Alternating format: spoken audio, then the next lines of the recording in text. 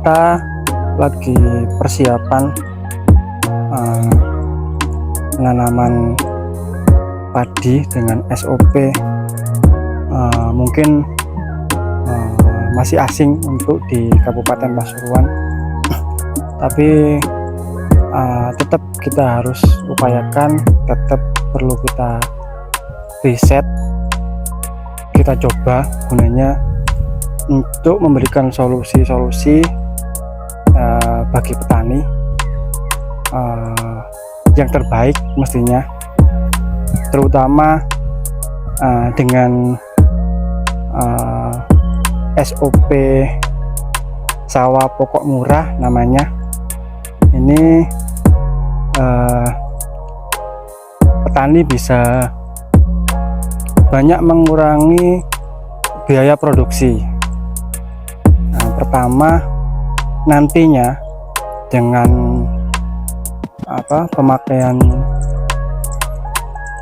model atau SOP sawah pokok murah ini, petani bisa mengurangi biaya produksi. Pertama, nanti petani sudah tidak usah ngolah tanah lagi.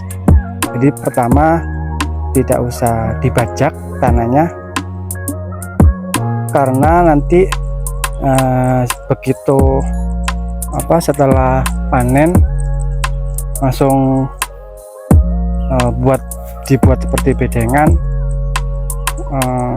dibuatkan irigasi airnya, kemudian sisa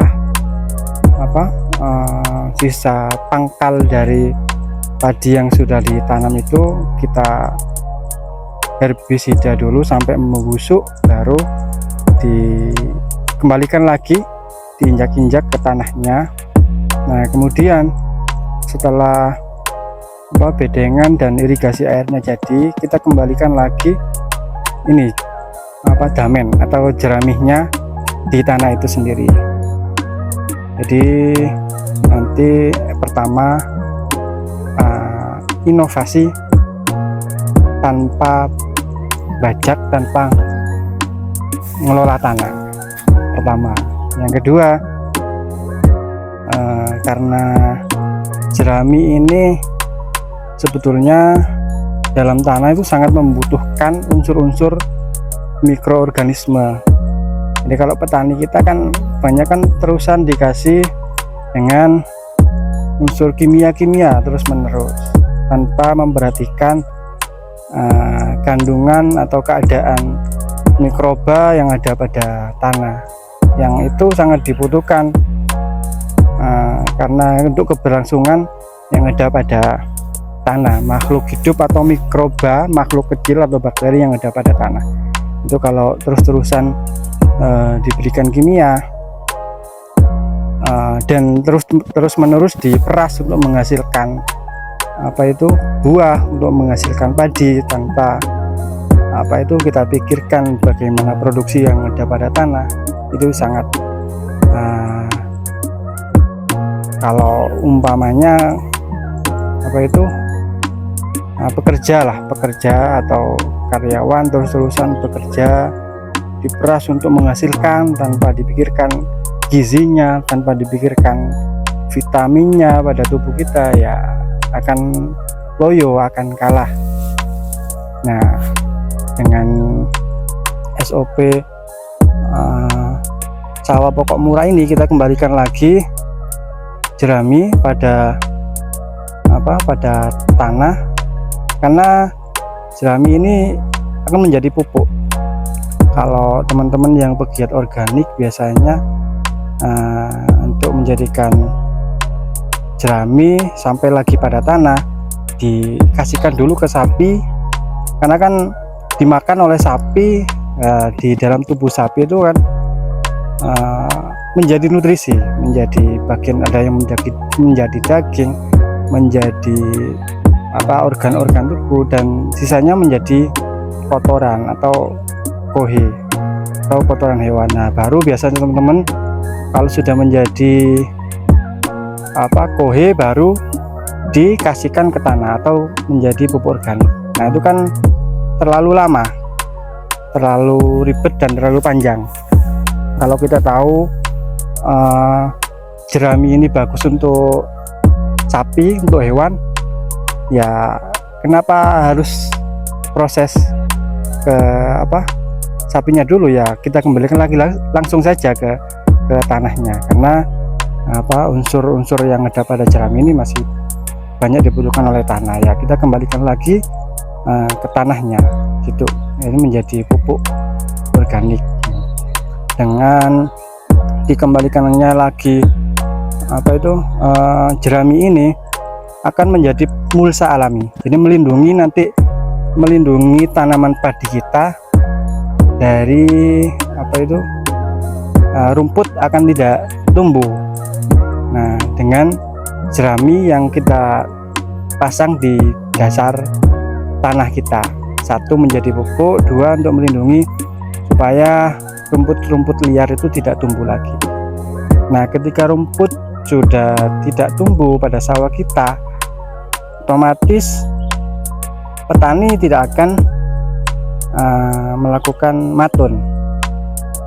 Otomatis juga biaya matun akan tidak ada. Sedangkan selama ini pada masyarakat, pada petani-petani kita, biaya matun adalah salah satu biaya yang lumayan besar dalam proses produksi pada penanaman padi yang besar, ada singkal, matun, dan tanam. Nah, dengan SOP ikhtiar kita melakukan inovasi sawah pokok murah ini, kita bisa mengurangi dua biaya produksi yang besar. Satu, biaya olah tanah atau nyingkal. Yang kedua, kita memangkas tidak usah biaya matun, karena dengan mulsa alami, dengan jerami yang kita pakai sebagai mulsa alami akan melindungi tanaman kita dari rumput-rumput liar. Nah,